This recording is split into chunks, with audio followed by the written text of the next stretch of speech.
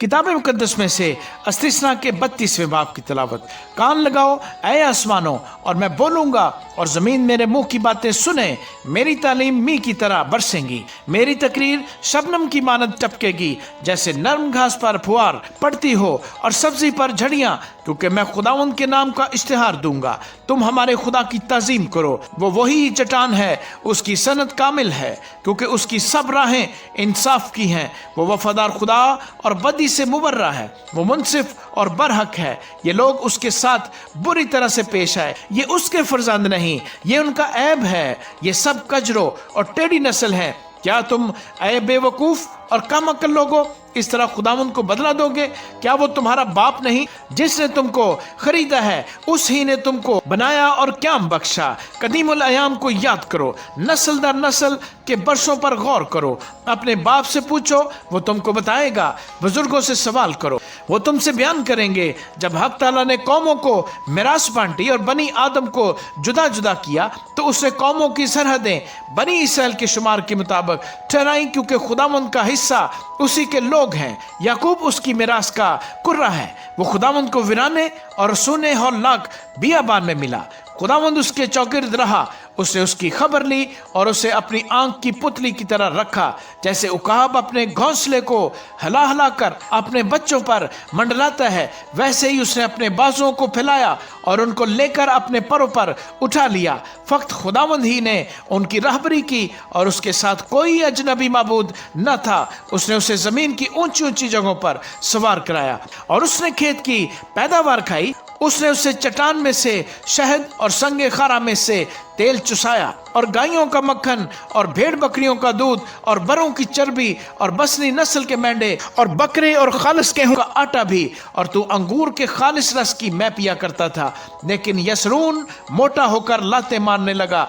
तू मोटा होकर लुदड़ हो गया है और तुझ पर चर्बी छा गई है। तब उसने खुदा को जिसने उसे बनाया छोड़ दिया और अपनी निजात की चट्टान की हकारत की। उन्होंने अजनबी माबूदों के बायस उसे गैरत और मकरूहात से उसे गुस्सा दिलाया। उन्होंने जन्नात के लिए जो खुदा न थे, बल्कि ऐसे देवताओं के लिए जिनसे वो वाकिफ न थे, यानी नए नए देवताओं के लिए जो हाल ही में जाहिर हुए थे, जिनसे उनके बाप दादा कभी डरे नहीं, कुर्बानी की। तो उस चट्टान से गाफिल हो गया जिसने तुझे पैदा किया था। तू खुदा को भूल गया जिसने तुझे खल्क किया। खुदावंद ने यह देखकर उनसे नफरत की, क्योंकि उसके बेटों और बेटियों ने उसे गुस्सा दिलाया। तब उसने कहा, मैं अपना मुंह उनसे छुपा लूंगा और देखूंगा कि उनका अंजाम कैसा होगा, क्योंकि वो गर्दन कुश नस्ल और बेवफा औलाद हैं। उन्होंने उस चीज के बायस जो खुदा नहीं, मुझे गैरत और अपनी बातिल बातों से मुझे गुस्सा दिलाया। सो मैं भी उनके जरिया से जो कोई उम्मत नहीं, उनको गैरत और एक नादान कौम के जरिए से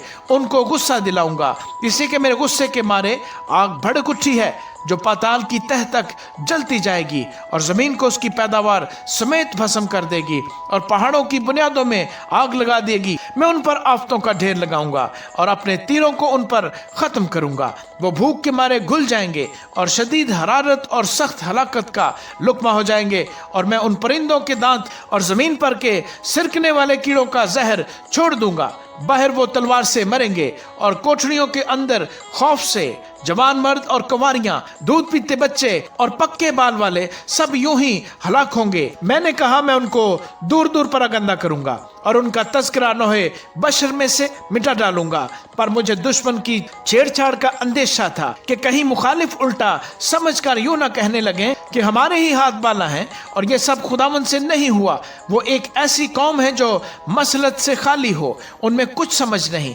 काश वो अक्लमंद होते कि इसको समझते और अपनी आकबत पर गौर करते, क्योंकि एक आदमी 1000 का पीछा करता और 2 आदमी 10,000 को भगा देते। अगर उनकी चट्टान ही उनको बेच ना देती और खुदावंद ही उनको हवाले ना कर देता, क्योंकि उनकी चट्टान ऐसी नहीं जैसी हमारी चट्टान है, ख्वाह हमारे दुश्मन ही क्यों ना मुनसिफ हों। क्योंकि उनकी ताक सदूम की ताकों में से और उमूरा के खेतों की है। उनके अंगूर हलाहल के बने हुए हैं और उनके गुच्छे कड़वे हैं। उनकी मैं अजदहाओं का बिस और काले नागों का जहर कातिल है।